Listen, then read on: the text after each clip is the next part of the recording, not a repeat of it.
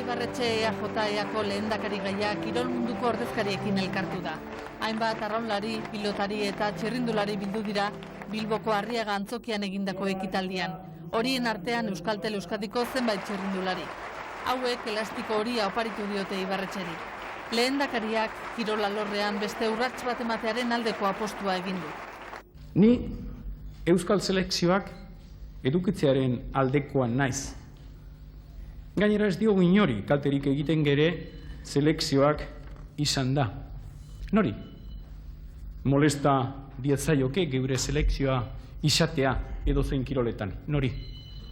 Ibarretxe ziur dago, Euskadik laster izango menditu kirol selekzioak eta adibide bat jarri du, Eskoziako futbol selekzioa. Etorkizunean, Eskoziak egin zuen bezala, Euskadiko selekzioak ere munduko futbol txapelketa batean parte hartuko du. Eta geuk, ikusiko dugu gainera. Geuk, ikusiko dugu. Zergatik ez? Eusko Alderdi Jeltzalea Eusko Alkartasunaren lehendakari gaiak kirol hizkuntza erabili du hauteskunde lasterketa orain egun batzuk hasi zela esateko. Proba horretako lider moduan, esan du Ibarretxek, lasterketa mugitzea handiz egokidan eta desafioak mahai gainean daude.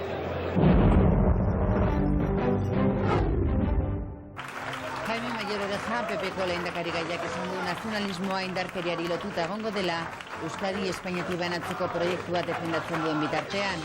Orejaren esanetan, EAJ gizarte osoaren gehiengoarentzat gobernatzen ez duen bitartean, terrorismoak jarraitu egingo du. Bere gobernuaren lehentasuna indarkeria desagertaraztea dela esan du Zarauzko mitinean. Jose Ignacio Iruretagoiena PPko zinegotzaren familiak jasandakoa errepika ez dadin. Loyola de Palaziok ere Iruretagoiena izan du gogoan, popularrek euskara defendatuko dutela esatean. Nola egiten zuen? Nola? Euskaraz, candido, euskaraz. Entonces, ¿de qué estamos hablando?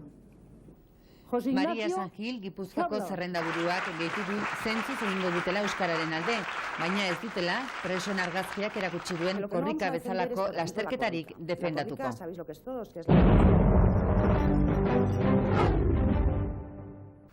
Euskal Herritarrok taldeak gizartea alperrikako eztabaidekin ez nahasteko esan dio Ibarretxe lehendakariari, eta benetako debaterako deia egin dio berriz ere. Nolatan egiten dugun euskaldunok behar dugun etxea Europan? Nolatan jartzen dugun definitiboki fascista Espainiarren proiektua bere porrot historiko batean? Eta gainera, nola eramaten dugu gatazka armatua bere resoluzio fase batetara? Hori da guk mahai gainean jarri dugun proposamena. Eta ez dute erantzuten. Maiatzaren 14an, EH-rekin hitz egin gabe segituko duten galdetu die Arnaldo Tegik jeltzaleei Eibarren. Esaten, Mayor Orejak irabazten badu ez dakiz zer gertatuko da hemen. Ez da ezer gertatuko. Eta gainera lotxagarri iruditzen zaigu. Beldurtzea gure herria, halako ipuinekin. Zena eta PNV eta EAk badute mahai gainean proposamen bat.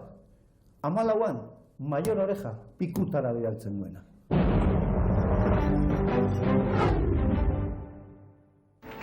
Laudion egindako mitinean Nicolás Redondok Juan Jose Ibarretxe hautagai jeltzalearen jarrera kritikatu du. Beti baldintzari gabeko elkarrizketari buruz hitz egiten jardun eta orain eztabaidari baldintza guztiak jartzeagatik. Hautagai sozialistak esan du ez dutela onartuko Ibarretxek alde batera uztea eta gaineratu du eztabaida virtuala dela, galtzaile batek antolatu duen trampa. Estaremos en ese debate. Hala ere esan du eztabaida egiten bada sozialistak bertan egongo direla.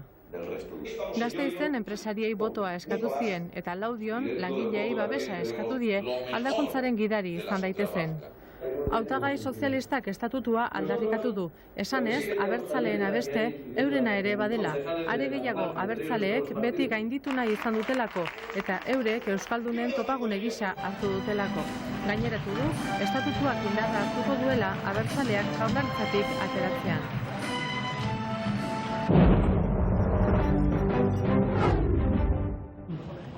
Javier Madrazo, Izquierda Unida Ezker Batuaren lehendakari gaiak etxebizitza izan du hizpide erandion. Eusko Jaurlaritzaren politika salatu du Ezker Batuak, oinarrizko eskubidea luxuzko artikulu baita. IUk honako proposamenak ditu. batetik nolabait utxik dauden etxe bizitzen inguruan, Euskal Herrian nolabait 100.000 etxe utxik daudela estimatzen da, zentzu horretan hor zentzu bat egin beharko litzateke, eta horiei nolabait zerga bitartez nolabaiteko zama bat ezarri, eta bestetik administrazioak ere bere jokabidea eduki behar du etxe bizitzaren inguruan. Ezin daiteke utxi eskubide, oinarriko eskubide bat dena merkatuaren arabera, eta ulertzen dugu beharko litzatekeela da etxe bizitza publikoa potentziatu, bultzatu. Ibarretxe eta Orejaren arteko debatea dela eta Ezker Batuak dio, egiten baldin bada hauteskunde batzordean errekurrituko duela, hautagai guztiek hartu behar dutelako parte. Ulertzen dugulako zeinua komunikabide publiko baten bitartez bidali behar baldin bada, alderdi politiko guztiak gonbidatu egin behar direla.